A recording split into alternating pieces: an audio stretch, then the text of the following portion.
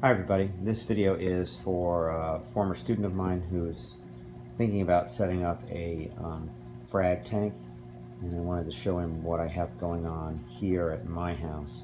This is my 75-gallon reef. Sorry for the lights out, the fish are sleeping right now. And this is below the tank. I have a sump with a skimmer and a filter sock and a cockbosser drip. And on the right hand side I have a little frag tank which is plumbed directly to the sump. So it overflows into the sump. And it's lit by a Fluval 3.0 light, which is, I believe it's specific for coral growth. It's not the best light for this tank. I've had better growth with other lights, but it's waterproof. And my last light, which I believe was a Marineland light, I ended up sinking in the frag tank and it no longer works. So the good thing about this light is it's totally waterproof. It doesn't matter if it gets splashed or if I drop it in the tank. It's a little bit on the expensive side, but it does grow coral. Just maybe not as well as the last light that I had, not in this application anyway.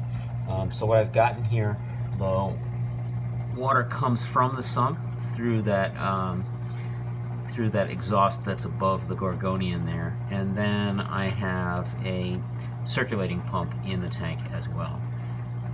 And so you can see there's quite a bit of algae in here. I actually pulled most of the algae out last night.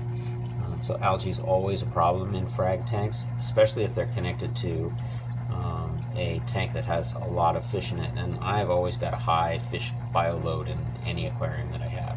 So algae is definitely a consideration and a constant problem.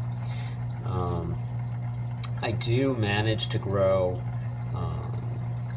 quite a variety of frags in this tank. The gorgonians right here, I've had this gorgonian for 14 years now, 14 plus years. These are little frags of it, and that is pretty bulletproof as far as corals grow. But the Monteporas are definitely not, even though they're one of the easier stony corals to grow. They certainly need to have good conditions, and I have grown lots of Montepora this way. So this kind of setup can work for a frag tank. It might be a little bit better to have less fish or no fish at all in a frag tank, and that might be a way of reducing the phosphate and the nitrate to the point where you really don't have any problems with algae. Maybe you might even have to add ammonium just to give the corals some nitrogen source. But just thought I'd show you what I have set up here. Have a good day, everybody.